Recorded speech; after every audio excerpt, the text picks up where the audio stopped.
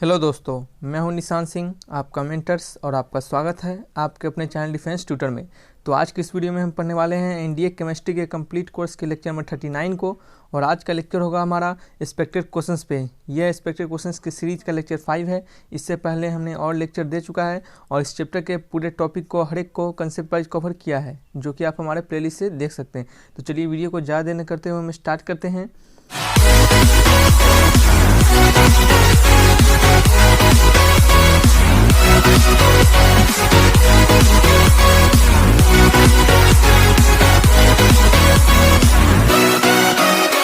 तो आज का पहला क्वेश्चन है, which one of the following has maximum number of atom. इन सभी option A B C D, इन सभी में से किनके पास मैक्सिमम नंबर ऑफ एटम्स है। ठीक है, ध्यान रखिए क्या लिखा हुआ है, मैक्सिमम नंबर ऑफ एटम्स लिखा हुआ है, किनके पास मैक्सिमम नंबर ऑफ एटम्स है। तो वीडियो को पॉज कीजिए, क्वेश्चंस को ट्राई कीजिए। ठीक है, और ट्राई करने के बाद सॉल्यूशंस को कमेंट बॉक्स में जरूर लिखिए। पहले आप सॉल्यूशन देखने से पहले हमेशा क्वेश्चंस को ट्राई करने की कोशिश करें, तभी आपको पता चलेगा कि आपको उस चैप्टर के हर एक कंसेप्ट में कितना ग्रिप बना है, कितना आपको उसमें नॉलेज गेन हुआ है, ताकि आप उस पर क्वेश्चंस पे अच्छे से अप्लाई कर सकें। ठीक है, तो वीडियो पॉज कीजिए और तभी सॉल्यूशंस को ट्राई कीजिए। तो चलिए, सभी लोगों ने ट्राई किया होगा, तो जिनका ऑप्शन नंबर आ रहा है डी 14 ग्राम ऑफ CH4, उनका आंसर क्या है, सही है। चलिए समझते हैं किस तरह से इसका आंसर होगा। तो देखिए, आपको हमने हमेशा बोला आप लोग को कि जब भी आपको मोल कंसेप्ट का क्वेश्चन निकालना पड़े, जब भी आपको मोल कंसेप्ट का क्वेश्चन दे, मोल कंसेप्ट कितना नंबर ऑफ मॉलिक्यूल पूछे या फिर कुछ भी पूछे आप मोल कंसेप्ट में, तो आप सबसे पहले फर्स्ट ऑफ ऑल आप क्या कीजिए कि आप उसके नंबर ऑफ मोल्स को निकालिए। किसको निकालिए? उनके नंबर ऑफ मोल्स को निकालिए। अगर नंबर ऑफ मोल्स आप निकाल पाते हैं तो उसके बाद सभी क्वेश्चंस के जो भी आपसे क्वेश्चन पूछा जाएगा उसके बाद उसको आप आसानी से कर पाइएगा। ठीक है, तो चलिए हम सबके नंबर ऑफ मोल्स को निकालते हैं। 18 ग्राम ऑफ वाटर में नंबर ऑफ मोल्स कितने हो जाएंगे बताइए।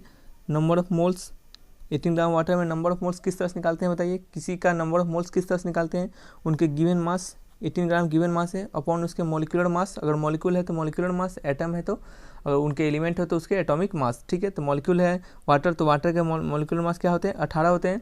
आप इसे याद कर लीजिए, जैसे वाटर क्या होते हैं, H2 होते हैं, तो 2 हाइड्रोजन के प्लस 1 ऑक्सीजन के मास, यानी 2 हाइड्रोजन के 2 इंटू 1 प्लस ऑक्सीजन के क्या होते हैं 16 इंटू 1, यानी कितना हो जाएंगे 18। ठीक है, क्या हो जाएंगे आपको 18 हो जाएंगे। ठीक है, तो चलिए ये तो आपको समझ में आया होगा। तो आप क्या कीजिए, सिंपली 18/18 कर लीजिए। कितना आंसर आ जाएगा बताइए, 18/18 कीजिएगा तो 1 मोल। ठीक है, 1 मोल। इसी तरह 16 ग्राम ऑफ O2 में कितना हो जाएगा नंबर ऑफ मोल्स। चलिए जल्दी जल्दी निकालते हैं। नंबर ऑफ मोल्स कितना हो जाएगा 16/O2 का मास कितना होता है 16 नहीं 32 होता है। एक ऑक्सीजन का मास 16 होता है, तो 2 का कितना होगा 32 हो जाएगा। तो ये कितना हो जाएगा 1/2 मोल, यानी हाफ मोल। इसी तरह नंबर ऑफ मोल्स कितना हो जाएगा बताइए इस वाले के लिए 44.4 के लिए 4.4 अपॉन क्या लिखेंगे हम, O2 है 32 लिखेंगे, तो ये कितना हो जाएगा 2.2 अपॉन कितना हो जाएगा 16 इक्वल टू 1.1 अपॉन क्या हो जाएगा 8 हो जाएगा। ठीक है, इतना मोल। ठीक है, MOL मोल शॉर्ट फॉर्म है उसके। और ये 16 ग्राम CH4 में क्या हो जाएगा, नंबर ऑफ मोल्स कितना हो जाएंगे बताइए। 16 ग्राम ऑफ CH4 में 16 ऊपर लिखेंगे हम, और CH4 का मास कितना होगा, कार्बन का मास 12, और प्लस उसके साथ जोड़ेंगे हम 4 ऑक्सीजन का मास को, तो 4 ऑक्सीजन का मास कितना हो जाएगा, एक हाइड्रोजन का मास 1 हो जाएगा, तो 4 का कितना होगा 4 हो जाएगा। तो 4 + 12 कितना हो जाएगा 16, ये भी कितना आ गया 1 मोल आ गया। तो आपको एक चीज़ पता है कि वाटर O2 CH4 यहाँ सभी क्या है, सभी एक कंपाउंड है। क्या है, सभी एक कंपाउंड है। तो आपको पता है कि 1 मोल ऑफ कंपाउंड, एक मोल ऑफ किसी भी कंपाउंड के एक मोल में 6.022 इंटू 10⁻23 एटम्स प्रेजेंट होते हैं। किसी भी कंपाउंड के एक मोल में 6.022 इंटू 10⁻23 एटम्स प्रेजेंट होते हैं। तो आपको यहाँ पे नंबर ऑफ मोल्स निकाल पाए आप लोग, कितने नंबर ऑफ मोल्स निकाले। तो देखिए, अगर एक मोल्स ऑफ किसी भी कंपाउंड में 6.022 इंटू 10⁻23 एटम्स नहीं, सॉरी, यहाँ पे मॉलिक्यूल्स होगा, क्योंकि ये क्या है, कंपाउंड है। कंपाउंड में क्या होते हैं, मॉलिक्यूल होते हैं। लेकिन यहाँ पे तो आपको एटम पूछ रहा है, तो आप सोचिएगा आप एटम किस तरह से निकलेगा। ऐसे क्वेश्चन को हमने बताया है किस तरह से अप्रोच करते हैं। सबसे पहले नंबर ऑफ मोल्स को निकाल लेते हैं। नंबर ऑफ मोल्स निकालने के बाद उनको आपको पता है कि एक मोल ऑफ कंपाउंड में 6.022 इंटू 10⁻23 मॉलिक्यूल होते हैं। ठीक है, तो आपको एक मोल का मॉलिक्यूल पता चल गया, तो जितने गिवन नंबर ऑफ मोल्स हैं उन सभी के आपको मॉलिक्यूल पता चल जाएगा। ठीक है, उन सभी के आपको मॉलिक्यूल पता चल जाएगा। तो कितना, एक में अगर इतना है तो दो में कितना होंगे, उससे 2 से गुना कर देंगे, 3 में कितना होंगे तो 3 से गुना कर देंगे, तो 3 इंटू 6.02 इंटू 10⁻23 मॉलिक्यूल, उतना उनके पास मॉलिक्यूल हो जाएगा। लेकिन आपको यहाँ पे एटम पूछ रहा है, तो सबसे पहले आप उसको क्या कीजिए, नंबर ऑफ मोल्स निकालिए। नंबर ऑफ मोल्स निकालने के बाद उसके एक मोल में 1 एवोगैड्रो नंबर ऑफ मॉलिक्यूल होते हैं, यानी 1 एवोगैड्रो नंबर ऑफ मॉलिक्यूल मतलब 6.022 इंटू 10⁻23 मॉलिक्यूल। उसको निकालने के बाद आप क्या कीजिए, सिंपली उस कंपाउंड में, जैसे वाटर के कंपाउंड में कितने एटम है, वाटर के कंपाउंड में कितने एटम है, 2 हाइड्रोजन के एटम है प्लस 1 ऑक्सीजन के एटम है, यानी कितना हो गए, 3 एटम हो गए।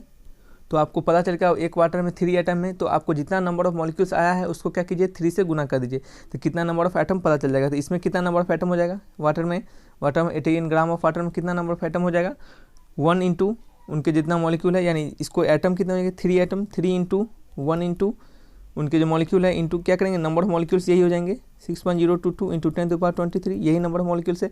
इस तरह सब में गुना करते जाइएगा, तो सब में गुना कीजिएगा तो आपको पता चलेगा कि 16 में जो है 16 ग्राम में इसमें कितने होंगे, 4 plus 1 oxygen, 4 times of 1 into 6.022 into 10⁻23। ये कंपाउंड तो सब में लगभग ऑक्सीजन में और CH4 में दोनों में सबसे ज़्यादा है, यही सबसे ज़्यादा है दोनों में।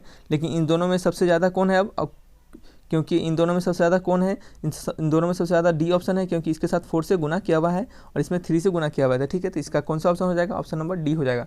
तो आपको नंबर ऑफ एटम्स पूछे तो आप इसी तरह निकालिए। देखिए ये थोड़ा समझाने के लिए हमको इतना टाइम लगा आपको, नहीं तो खुद से बनाना पड़े, तो आप एकदम सिंपली जैसे हमने बताया है कि नंबर ऑफ मोल्स निकालिए। नंबर ऑफ मोल्स निकालने के बाद एक मोल में कितना, एक मोल ऑफ 1 मोल ऑफ किसी कंपाउंड में 6.022 इंटू 10⁻23 मॉलिक्यूल होते हैं। तो सबका मॉलिक्यूल तो आपको जितना नंबर ऑफ मोल्स होगा उससे आप गुना करके सबका मॉलिक्यूल तो निकाल लीजिएगा। अगर एटम पूछे तो जितने नंबर ऑफ एटम्स प्रेजेंट है उसको सिंपली जोड़ के उससे गुना कर दीजिएगा। ठीक है, नेक्स्ट क्वेश्चन को समझते हैं।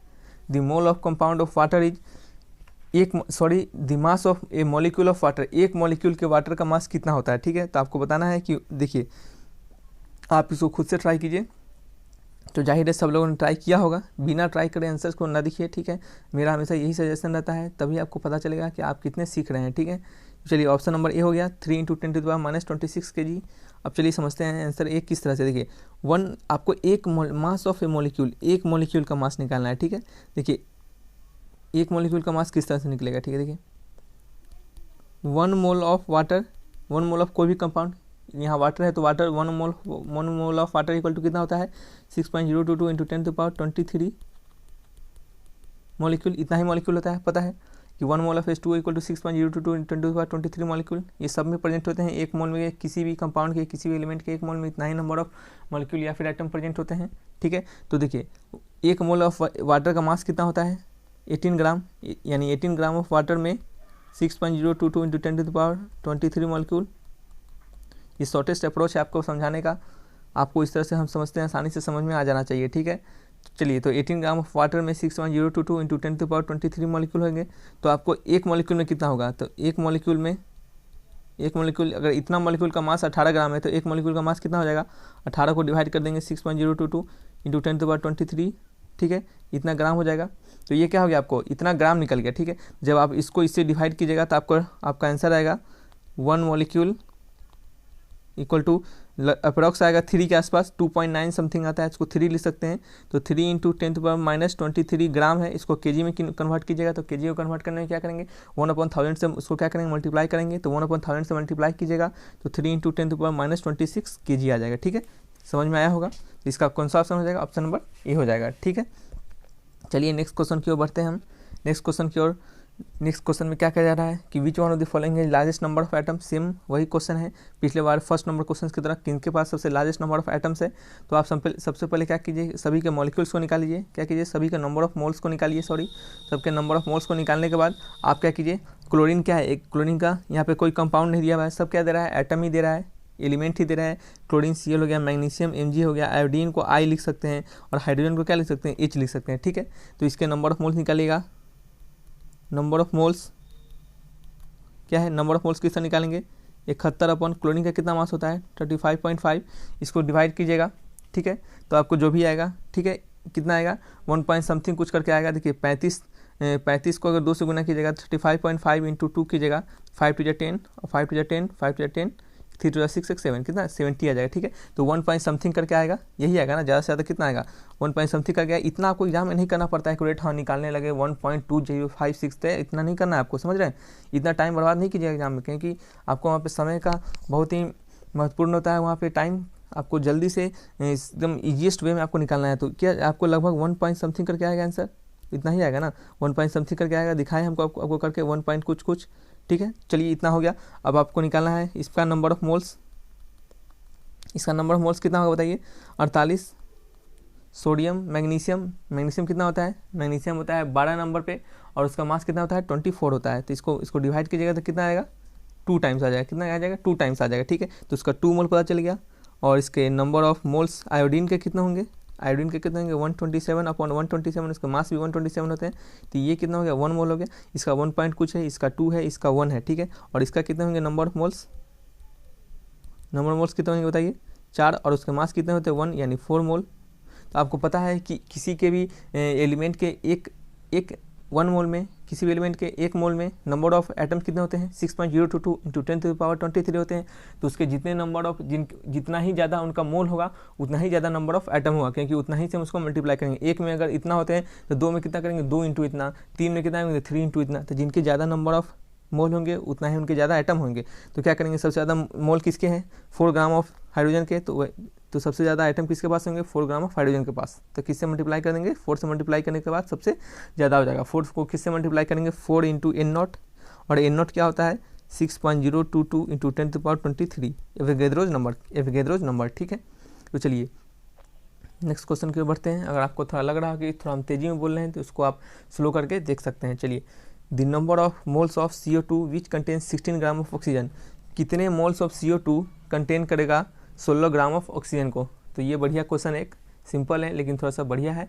चलिए इसको बताइए किस तरह से आप बनाइएगा। तो वीडियो पॉज कीजिए, खुद से ट्राई कीजिए। तो जिनका ऑप्शन बी आ रहा है उनका आंसर क्या है, सही है। देखिए, the number of moles of CO2 contain 16 gram of oxygen.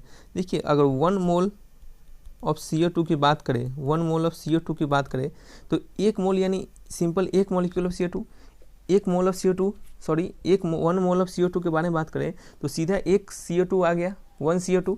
तो 1 CO2 में कितना ऑक्सीजन है 2 ऑक्सीजन है, कितना ऑक्सीजन है 2 ऑक्सीजन है, यानी कितने 2 ऑक्सीजन का मतलब कितना होता है, 1 ऑक्सीजन का मास 16, तो 2 ऑक्सीजन का मास कितना होगा 32। तो कितने हो गए 32 ग्राम हो गए।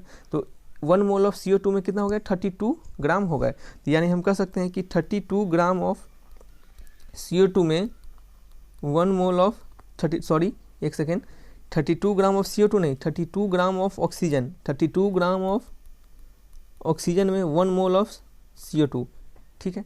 32 ग्राम ऑफ ऑक्सीजन में कितना हो गया 32 ग्राम ऑफ ऑक्सीजन में 32 ग्राम ऑफ ऑक्सीजन में 1 mole of CO2, 32 gram of oxygen में 1 मोल ऑफ CO2। तो इसी तरह आपको बताना है कि 16 ग्राम में, तो अगर 1 ग्राम का निकालिए आप यूनिटरी मेथड कीजिए, 1 ग्राम ऑफ ऑक्सीजन में कितना होगा 1/32 मोल ऑफ CO2। आपको इतना करने की जरूरत नहीं पड़ेगा एग्जाम में, हम यहाँ पे करके दिखा रहे हैं क्योंकि आपको समझा रहे हैं हम।